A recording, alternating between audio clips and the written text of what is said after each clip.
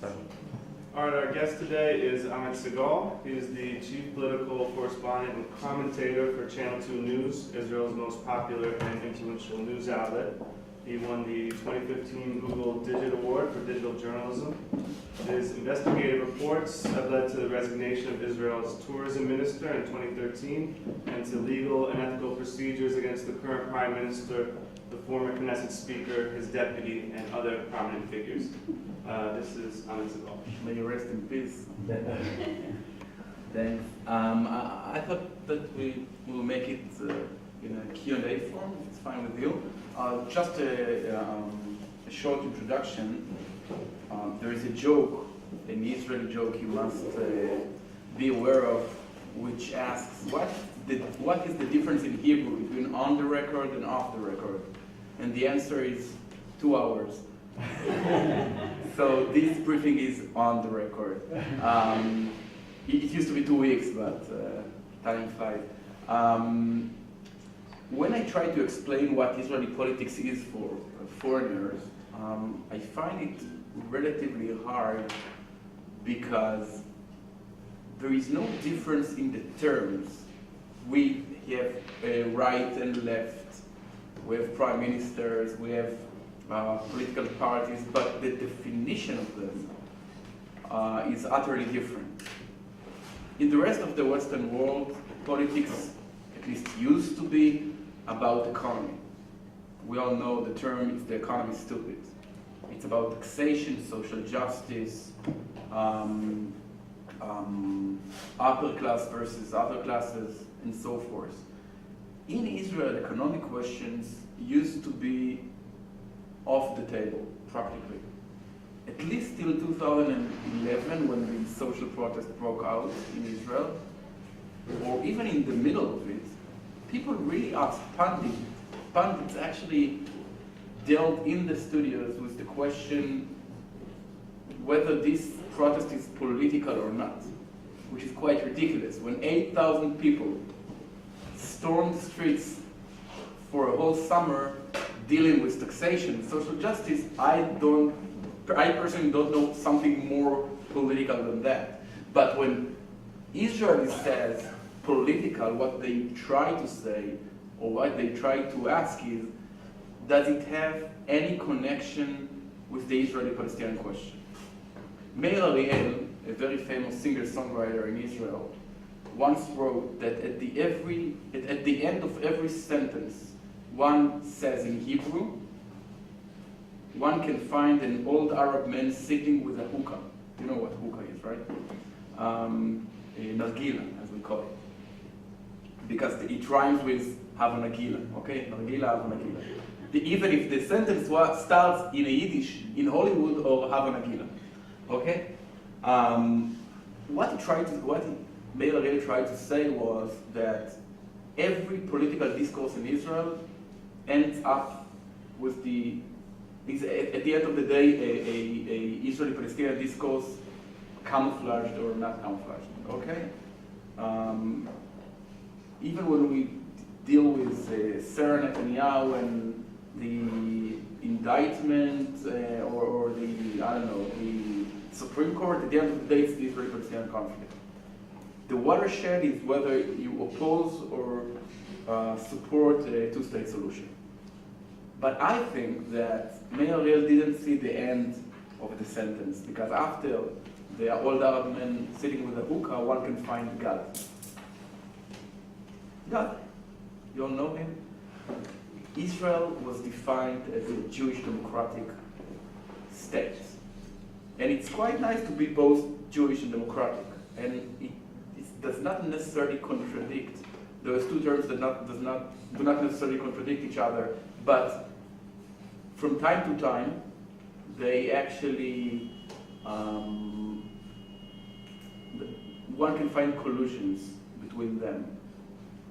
And I think that at the end of every sentence in Hebrew, or at the end of every fight or discourse or argument, one can find the question whether Israel is more Jewish or more democratic. Which values are the most salient ones? Take for instance the question regarding the military compulsory service for the ultra-Orthodox community. Those who support it think that egalitarianism is the most important thing, that everyone should actually serve in the military, whereas those who oppose it think that the Jewish values of learning Torah are more important. And the leader of the Jewish camp in Israel is Benjamin Netanyahu. It's quite funny because Benjamin Netanyahu himself does not keep kosher. I mean, he can eat kosher if there is nothing else, but from time to time he can be observed in extremely non-kosher restaurants in New York City, for instance, where he used to dine with Sheldon Adelson, for instance. He does not believe in God. He married in the past a woman which was actually non-Jewish according to the ultra-Orthodox community, because she went through a reform conversion. Yes.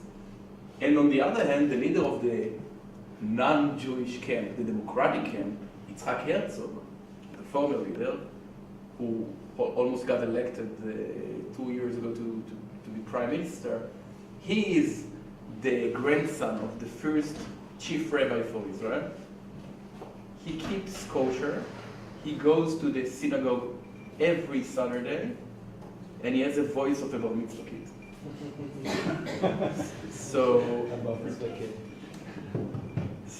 So something is relatively strange here, but if you take a closer look, you can see that Netanyahu was the first to understand that his coalition, what he calls our natural allies, it's a coalition of kippahs. The black kippah of the ultra-Orthodox community, the knitted one of the national Orthodox community, and the kippah that is hidden in the pocket of the Sephardi community in Israel's south and north. And I think Netanyahu has the gravity because, in political terms, because he actually articulates the message that Israel is primarily a Jewish state. His three most remembered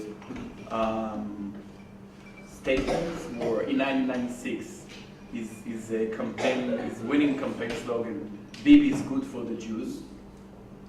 In 1998, he whispered to the late Rabbi Kaduri, the left forgot what being Jewish is. And in 2015, he said that the Arabs are moving in droves to the ballots, right? Moving in droves to the ballots in buses funded by the left. Those three statements actually were quite attractive because his voters understood exactly what he tried to say. He didn't speak about settlements, neither about Palestinians nor Iran. It was about the Jewish sentiment. And the Jewish sentiment is what made the right wing the ruling party in Israel. Menachem Begin actually made the archetype, and Benjamin Netanyahu perfected it. And this is the story of Israel. As long as the left in Israel will refuse to understand that those values are the most important things, I don't see any prospects in the future for the left to get elected again, to be elected to office again. Yes. So, yes. Steve Lindy. So, what do you think of Steve Lindy? What do you think of the latest comments by Avi Gabay? Okay. In the past, being in the right wing meant that you oppose the two-state solution, and being in the left wing meant that you actually support it. But it changed because Benjamin Netanyahu, for instance, publicly supports, repeatedly supports the two-state solution. He articulated it in a dramatic speech in Bar Ilan 8 years ago. And everybody who knows Netanyahu personally understands how important it is for him. I mean, for Bibi, saying, oh, it's just a politician, he just said it, is not something which is valid. Because for Benjamin Netanyahu and the revisionist wing, the ancestors of the Likud party, words are the most important ingredient on earth. More important than bricks. The left in Israel believed in bricks, in buildings, I don't know, in fields. The revisionist vision think or believes that words shape the world. That words actually make the world what it is. It's not a coincidence that Bibi sees the Balfour Declaration as the most important event in the history of the modern Jewish people. Not the establishing the new villages in the beginning of the 20th century. And for Bibi to say, to publicly articulate the term two-state solution is something dramatic. So how can it be that he's the leader of the right wing? And on the other hand, that Avi Gabay says that settlements should not be evacuated even under peace accords, and that his predecessor, Yitzhak Herzog, said that the two-state solution is not feasible, and that Herzog's predecessor, Sheli Yachimowicz, said that settlements are not the enemy of the left wing. How come? And I think that the solution, that the answer is as follows. Israelis massively supported significant concessions to the Palestinians. Israelis believed in the 90s, or the lion's share of the Israeli public supported the two-state solution when the Israeli public believed it is feasible. Because Israelis really believed in the two-state solution, in the bilateral option. But the bilateral option died in the year 2000, when Ehud Barak went to Camp David, offered Yasser Arafat everything, give or take, and got a big no-no in return. This is, at least, we will not get into fights about what happened in Camp David. I just try to explain what the Israeli public believes in. Ehud Barak, for instance,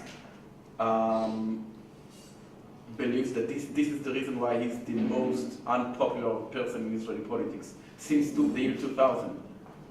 Things changed dramatically, but only one thing remained from the beginning of the millennium. Ehud Barak's public support is equals to a cottage cheese, a dietary cottage cheese, 3%. And the reason is that the right wing will never forgive Barak for offering the Palestinians everything, and the left wing will never forgive Barak when it came out that it's not enough. When we found out that it's not enough for achieving peace. So Ehud Barak actually broke into pieces the dream about greater Israel of the right and the dream about a historical peace agreement between Israel and the Palestinians. So the bilateral option died in the year 2000. And then Israelis actually resorted to the other option, which is the unilateralism, the unilateral disengagement plan in the year 2005 from Gaza Strip, 5 years earlier from Lebanon. But the wars in Lebanon in 2011 and 2006, in Gaza in 2008, in 2012 and 2014, actually convinced the Israelis that the unilateral option is dead as well. So if bilateralism is dead and unilateralism is dead, so Israelis are, I don't know how to call it, cautious pessimists. It's not that Israelis believe in the settlement movement as Bezalel Smotrich or Naftali Bennett would want to believe. No. I would say that, you know, that the orange color was the color of the opposition to the unilateral disengagement plan from Gaza. So Israelis are orange color these days, but it's not the orange color of the settlements. It's the orange color of the death suits of ISIS victims.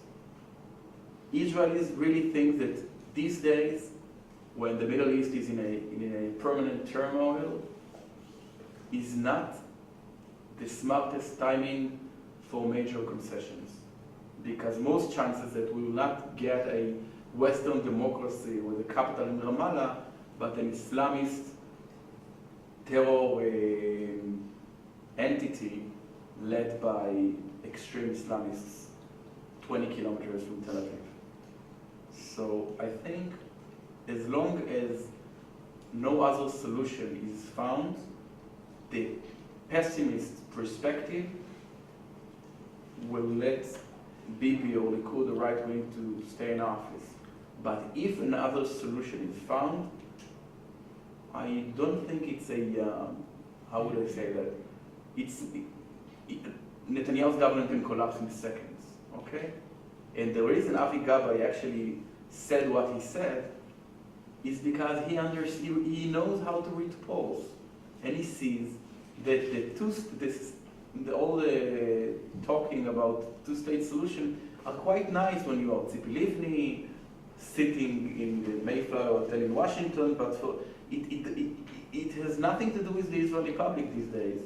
So what he tries to do is to actually say, I'm like a Bibi follow me option, okay, in terms of policy, in terms of the diplomatic arena and security. So now when we are all at the same boat in terms of pessimism regarding peace, now you can vote if you're an Israeli from the middle class, the median voter in Israel, you can vote for me because I'm not corrupt, because I'm the new guy in neighborhood. This is the reason why Avi Gabay does that.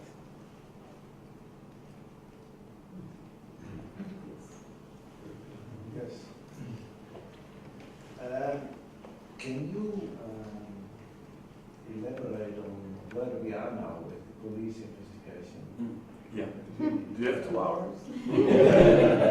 Okay, so I'll give you it in 5 minutes, and I'll save you the need to watch the news broadcasts every evening, because the end is real. There are 3 criminal investigations, main criminal investigations these days: 1,000, 2,000, and 3,000. We'll start with 3,000. The submarines investigation. Bibi is not suspected in anything. No one actually mentioned him, and it's quite important because the state witness, Boaz Ganor, the hard disk of the corruption in this case, already gave his testimony, and he did not mention Benjamin Netanyahu. So you might say, okay, but his cousin, or second cousin once removed, David Shimron, his lawyer, Netanyahu's lawyer, got financial benefits from Miki Ganor. Well, there is a joke about why Bibi will never be indicted with taking bribe, because the joke says that in order to be convicted in taking bribe, the thing,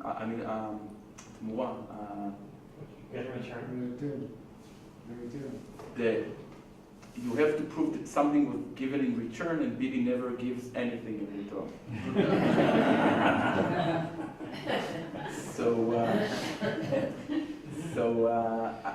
I personally don't think that Netanyahu would have signed something, a 10 billion shekel contract only in order to arrange for his cousin a retainer of something like $5,000 a month. It doesn't make sense. Plus, I urge you not to take a bribe, but if you decide to do that, here's a guide. The bribe share of the deal is something like 2%. When Ehud Olmert was sent to jail regarding the Holy Land issue, the whole deal regarding the Holy Land buildings was something about 100 million shekels. The bribe was 2 million shekels. And the bribe was actually divided. The secretary, Shula Zaken, got only earrings and a necklace, something like 20,000 shekels. Ehud Olmert, the then mayor of Jerusalem, got 506,000 shekels, 560,000 shekels. And all in all, it adds up to 2 million shekels. The submarine case is 100 times Holy Land corruption business. So the bribe that should be given to the prime minister is something like 50, 60 million shekels. We see no evidence of such amounts in the investigation. Netanyahu's former chief of staff, David Sharon, got 30,000 shekels, which I don't think it's nothing, but it's nothing compared to the deal. Something is really awkward in this case, and I don't personally see how Netanyahu will get into troubles with that case. The 2000 criminal case deals with the secret conversations between Bibi and his old foe, Noni Moses, the publisher of Yediot Achronot. Netanyahu sees Israel as a battlefield between him and Noni Moses. And how shocking was it to find that those two enemies actually had lovely, friendly discussions for many, many hours, stretching over many, many months and years, in which they allegedly discussed the details of a massive bribe deal, according to which Bibi will close down Israel Hayom, or at least shrink its market share, and in exchange, Sheldon Adelson's paper, and in exchange, Noni Moses will provide more positive coverage.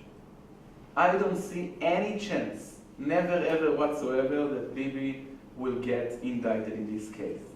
Because if Netanyahu is indicted with taking bribe for Noni Moses when the bribe is positive coverage, at least 50, 60, 70 Knesset members, including 2-3 prime ministers and dozens of ministers, will have to be indicted before Bibi is indicted. Because Moses actually bribed dozens of Israeli politicians. The common attribute for all of them was the fact that they were enemies to Bibi. So it doesn't make any sense. I don't try to make a legal argument, just a public one. Avichai Manuelit, the Attorney General, I suspect things the same. And that leads us to the 1,000 criminal case dealing with the gift case. What is it? We know the facts. The facts are not under significant discussion. Bibi got cigars and champagnes for many years from 2, 3, 4 billionaires. But what is it? Is it a legitimate gift from friends, as Bibi claims? Is it illegal, but something that no one ever was indicted regarding it in Israel? Because no one in Israel was prosecuted for taking gifts as a public office, for taking gifts in public office.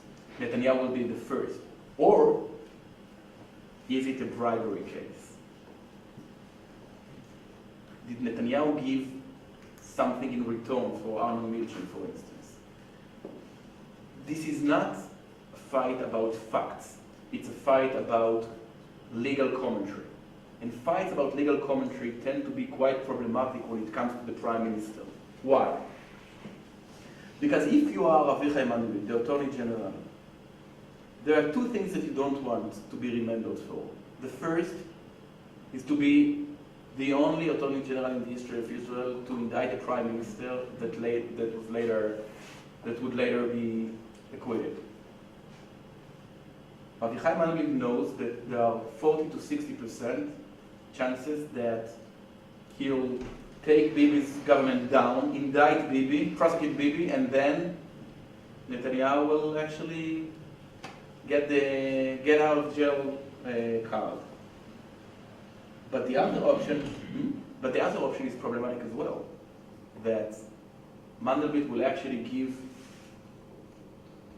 a legitimacy to each and every public officer, public worker in Israel to get gifts, to receive gifts. This is the dilemma. You mean by not? By not indicting, yes. What will he do? I have no idea. I don't think he knows, but I'm quite sure no one of the journalists know. If you want, it's like the Rorschach, you know the Rorschach test? Yes, Rorschach. Rorschach, that you see stains and everyone sees what he wants to see. So I think this case is the Rorschach case of the journalists in Israel. If you are leftist and you detest Bibi, you'll see that Mandelblit will actually prosecute Netanyahu, will indict Netanyahu. And if you belong to the right wing and Israel Hayom, you are sure that Mandelblit is quite pessimist regarding the chances of this case. I have no idea, but I know one thing: it will take a lot of time. It will take at least a year and a half from now. And as weird as it might sound, this is not a political question. Because a political question means something that can actually affect the political arena. But if the decision will be made only after the next election, so it's not political right now. And you see the difference between the dramatic reports regarding Bibi's investigations, the fact that his coalition is stable than ever, as stable as ever, and there is no risk. And I personally believe that the next election will be held no earlier than the winter of 2019. I would even go further and believe that it can happen. It can be held in its original date, November 2019, which will be a precedent in Israeli politics, because usually elections tend to be earlier than expected. Yes. Jean-Michel, how do you see the relations with the Trump administration? Between Israel and the Trump administration? Bibi is not a Likud. Bibi is a Republican. Okay? You see, he is Republican. He dresses as Republican. He has a summer house like a Republican in Caesarea. He has Republican English, Republican values. He's not Likud. But Donald Trump is not Republican. I mean, Bibi is a staunch Republican from the tradition of Ronald Reagan, maybe George Bush, the son, George W. Bush, Marco Rubio, Jeb Bush, and so forth. And that was the reason why Bibi was quite suspicious when he saw the Trump storm some 2 years ago. Bibi didn't want Trump to get elected as president. He didn't want him to be the nominee of the Republican Party, but I suspect that Bibi, had he been American, wouldn't have voted for Donald Trump. He would either vote Hillary or stay at home. But he manages it quite well. Bibi was horrified from the fact that Trump would be the unexpected guy, the maverick guy, a new guy in Washington. But the administration that Trump actually put together, give or take, is a very pro-Israeli one. Just imagine the picture of Jared Kushner, Greenblatt, Friedman, Bibi, and Derner sitting in a table together 3 months ago. The headline was, Trump's, the president's special envoy, the US ambassador, and the peace coordinator dealt with the Israeli prime minister and the Israeli ambassador in Washington. But what I saw was 5 right-wing Jewish guys from the East Coast in the US. Including Netanyahu. Including Netanyahu, yeah. Grew up in Boston. 4 out of the 5 are religious. Okay, they can speak about Sukkah, about Passover, where to spend the next Passover, and this is the gang that is supposed to force Netanyahu to form the ultimate deal. I doubt it. And all those terms to analyze what Trump really said, and the fact that he said the two-state solution, that he mentioned it or not, and that he spoke about the ultimate deal and about Saudi Arabia and so forth, for me it's nonsense. I mean, it means nothing. I don't see any chance that something dramatic will happen in this field. And I think Bibi is quite aware of it. So you might ask, why doesn't he build more in the settlements? His long desire to build in the settlements can actually be fulfilled. The American administration says repeatedly that the settlements are not impediment for peace. Why won't he build more? And the answer is because Bibi does not believe in bricks. And Bibi does not believe in settlements. Bibi is a revisionist, as I said. He believes in the power of words, in the power of speeches in the UN, speeches in Congress, agreements with the American administration. He does not believe that the border will be set according to the number of settlements. Bibi is not a big settlement fan, in my opinion, and never was. Bibi is not Bibi the builder. It's funny because most of the settlements were built by the Israeli left, the Israeli Labour Party, or its former members. Ariel Sharon, the big builder of settlements, was not, his origins were not in the Likud. They were in the Labour Party, in the historical Labour Party of Ben Gurion. So Bibi will not build a lot, but will evacuate nothing. This is the secret deal, unwritten deal between him and the settlers. And that's the reason why they can fight him, they can be very angry at him, but they will never find anyone better than him. Because they buy risks. They know that the settlements will not flourish dramatically. There won't be million settlers in the West Bank, but not a single settler will be evacuated as long as Bibi is prime minister. Yes. A question, two questions actually. I mean, one, if you say Bibi's not such a fan of settlements or building, how do you explain that overseas, he is perceived exactly that way as an extreme hardliner who's taking over the West Bank? Number one. And number two, I imagine Bibi must have been very gratified by Trump's speech on Iran, which seemed to mirror Netanyahu's own strategy. What do you think Bibi does now? Will he push AIPAC for specific policies on the Iran deal, or what's his strategy now?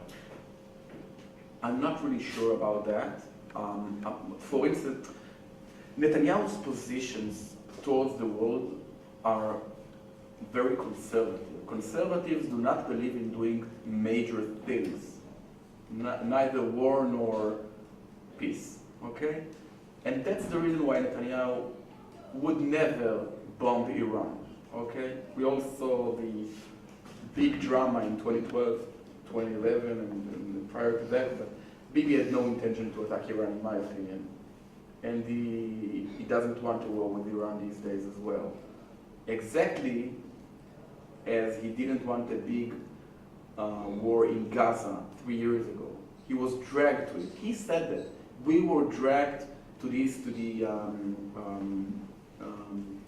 not below defense, protective edge military operation by the Israeli public opinion. And Netanyahu didn't want boots on the ground in Gaza. And even when he was forced by his cabinet to do that, it was boots on the edge of the ground, okay? He didn't want to conquer Gaza. Bibi believes in preserving the current situation because he says that while the Middle East is collapsing, the fact that Israel stays with the same borders, enjoying relative peace and prosperity, this is his main achievement. And this is why Netanyahu, in my opinion, wants more sanctions toward Iran, but not more than that. And it answers the settlement question as well. The settlements are number 5, 6 priority in the eyes of Netanyahu, in his relations with the Americans. There is Iran, there is the Syrian border, Hezbollah, and maybe then, economy and then the settlements. And this is why he doesn't build more. He wants to push more sanctions toward Iran. And this is what he wants to be remembered for, not settlements in my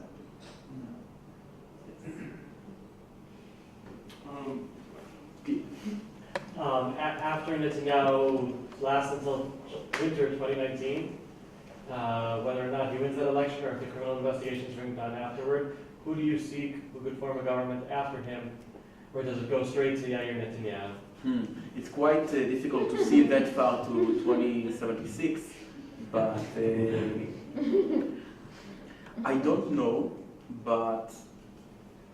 the name, but I can depict his portrait, like in criminal investigations, when you don't have the name of the suspect, but you have the portrait. The next prime minister will belong to the left, to the right wing or to the center right. Okay, he or she will have to give special emphasis towards the new demographics of Israel, more traditional Israel that lives in the suburbs of Tel Aviv, Israel which has strong Sephardic origins, not only Ashkenazi one. And as a result, his list will have to include a lot of people from what is called Second Israel.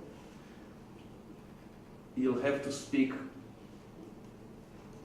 to them, not to concentrate on Tel Aviv. It can be Yair Lapid, it can be Gideon Sa'ar, it might be Avi Gaba even. I have no idea. But all I know is Netanyahu is such a sophisticated politician that there is almost no chance of defeating him in the election in the ballots. And this is why you can observe such a dramatic, tense atmosphere regarding the criminal investigations.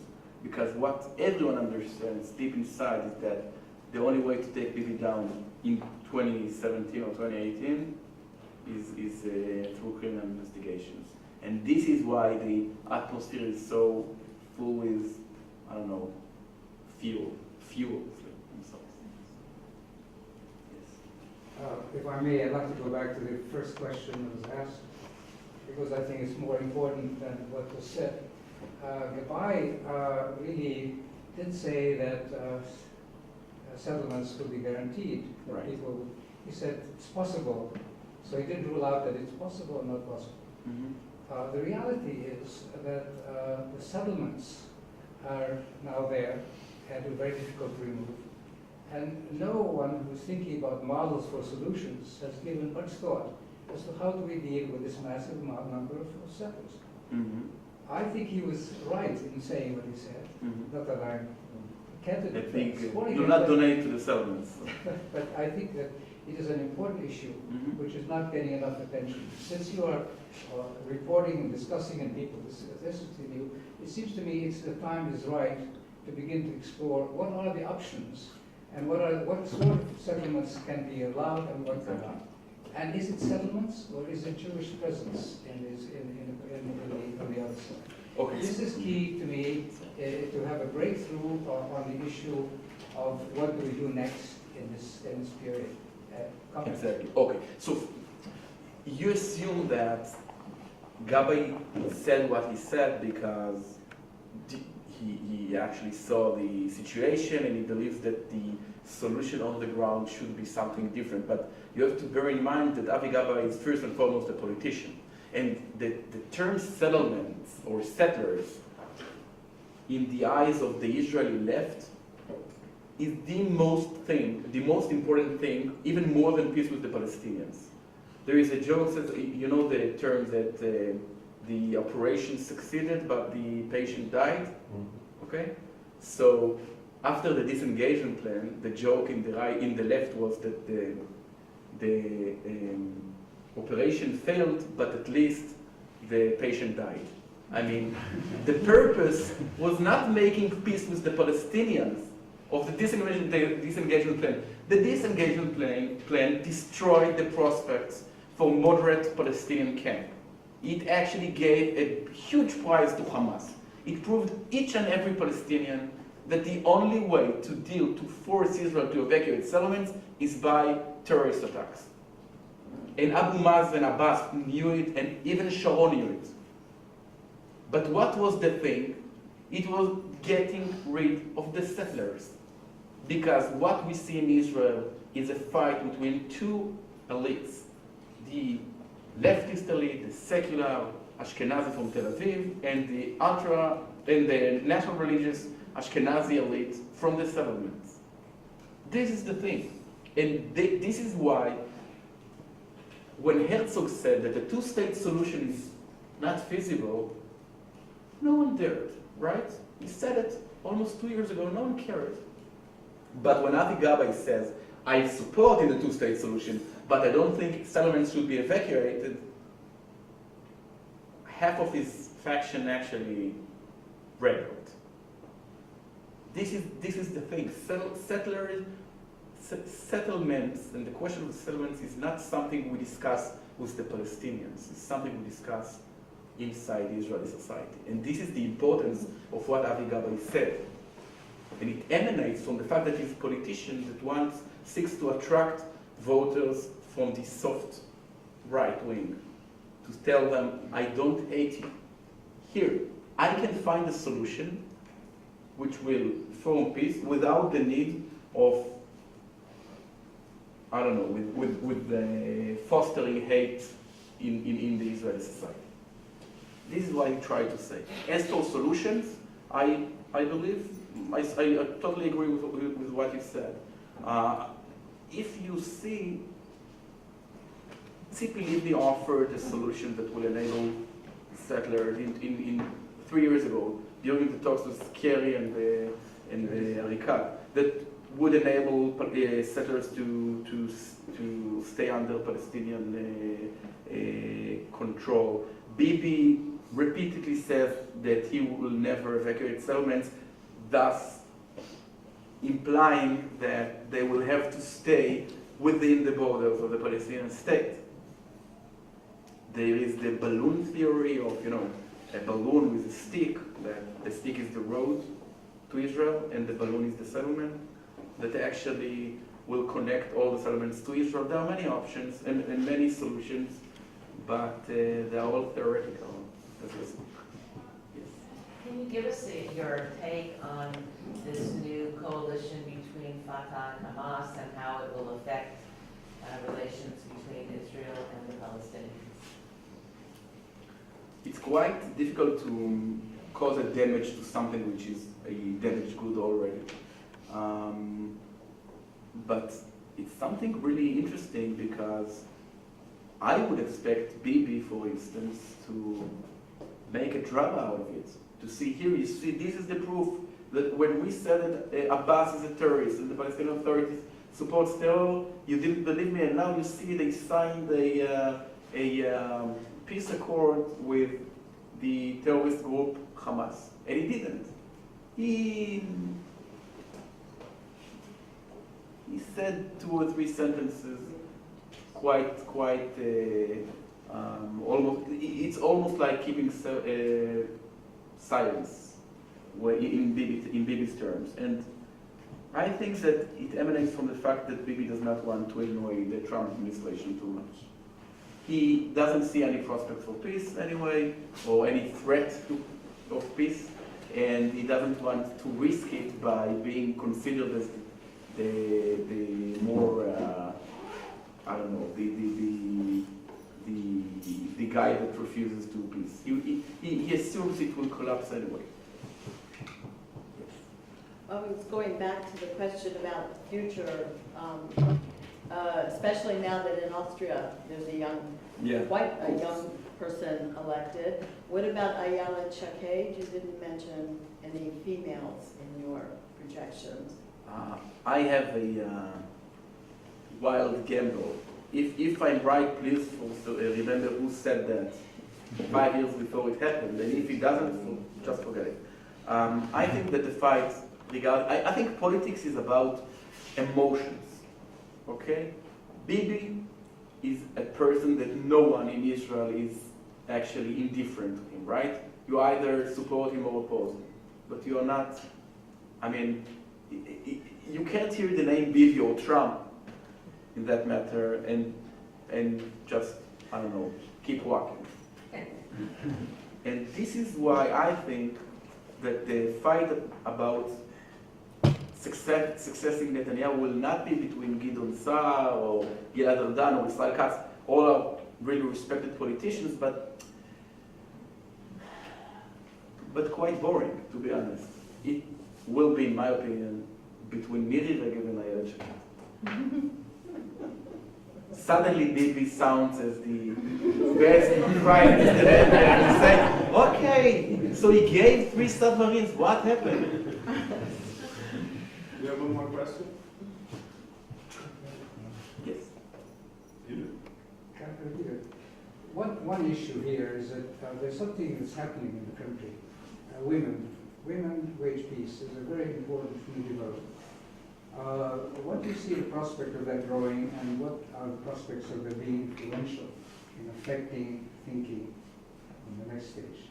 History showed that we, political pundits or politicians, are quite bad in trying to assess the success or failure of popular movements. No one saw the social protest coming 6 years ago. No one would believe 20 years ago that a movement of a marginal number of mothers would take Israel out of Lebanon, and no one 40 years ago saw how a small movement of national religious yeshiva boys from Jerusalem will establish the most significant movement in the history of Israel, which is the settlement movement. So I'll have to be quite humble in trying to predict what will emanate, what will this movement make. But to be honest, I don't really understand what they try to do. They say women for peace, but they didn't set any manifesto. I mean, you can find there people, women from the settlements and women from the far left. So it's too early to call. All right, I think that brings us to the end. I want to present you with the Jerusalem Press Club membership. Thank you so much. And Thanks. that's it. Thank you so much. Thanks so much. Thank you.